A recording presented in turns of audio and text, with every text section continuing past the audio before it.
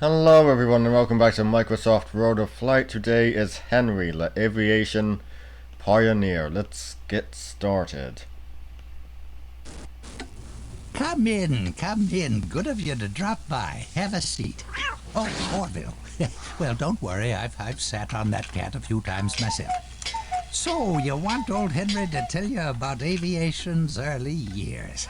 Here, let me see if I can find my photo album. I know it's around. Ah, here it is. Just click the start button and we'll take a look. Yeah, so same voice as Homer. So you think the Wright brothers built the first real flying machine? Well, a lot of people make that mistake.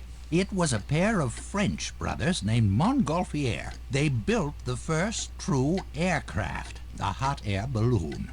The brothers thought bad-smelling smoke had more lifting power, so they had the fire stoked with rotten meat and old shoes. Ooh, must have been a relief when the thing got downwind. Now, balloons were all right, but people wanted to go places, you see. So inventors went right on trying to build better flying machines. They certainly had some crazy ideas. But old George Cayley was on the right track. Yes, see?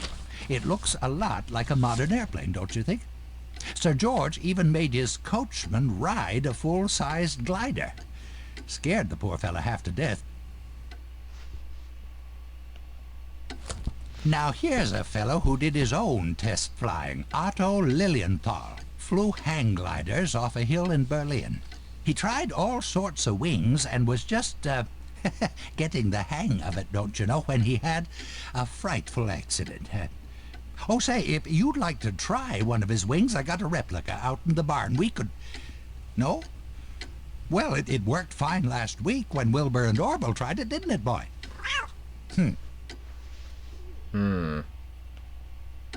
Dear old Dad remembers helping Professor Samuel P. Langley build airplanes in his shop.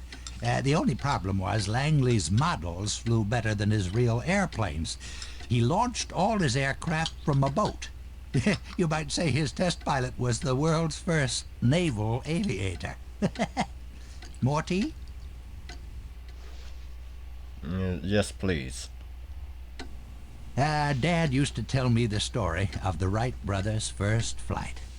Did you know the only witnesses were some seagulls, a couple of lifeguards, and a few beachcombers? Yeah, those Wright boys were so careful. But that first airplane lasted only one day, ended up a total wreck. Do you know the most important flight in aviation's early days? After the Wright brothers, of course.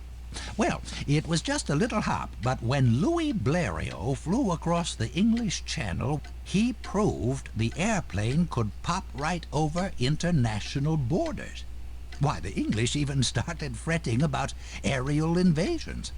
Truth was, Blériot's little plane could barely fly, and he almost got lost. Indeed. Now, here's a fella you might recognize, Glenn Curtis. He was one sharp operator. Why, Curtis even hobnobbed with Alexander Graham Bell, the inventor of the telephone. Helped him build a lovely little bird called the Silver Dart. Too bad he and the Wright boys got in such a row over wing warping. Lawyers everywhere. Cal Rogers. Dad took me up to New York to watch him take off in the Vin Fizz. His airplane was named after a grape soda. Awful, awful stuff. Anyway, he made the first flight across the U.S. It took 49 days, including the time he spent in the hospital after crashes. Hard to say which had more broken bones after that trip, Cal or his airplane. No, I wasn't old enough to fly in the Great War, but I read about it. Fonck, Richthofen, Nungesser, Ball, Rickenbacker. We called him Captain Eddie. Oh, see, he signed this picture after the war. I don't think there was a boy alive who didn't dream of being a fighter pilot. I was going to fly one of the Douglas World cruisers in 1924, but I came down with a cold just before they took off.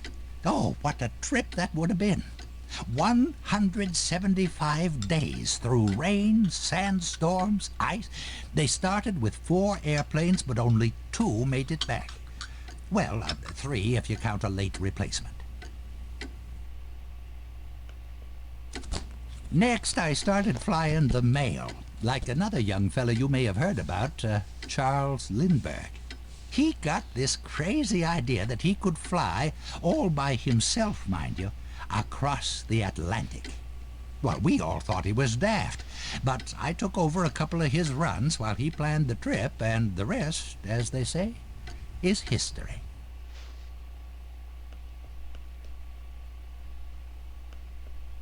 People weren't just trying to go the distance in the old days. You see, nobody knew how high people could fly. So a Swiss scientist, Auguste Piccard, he made a special balloon with a pressurized gondola like a flying submarine.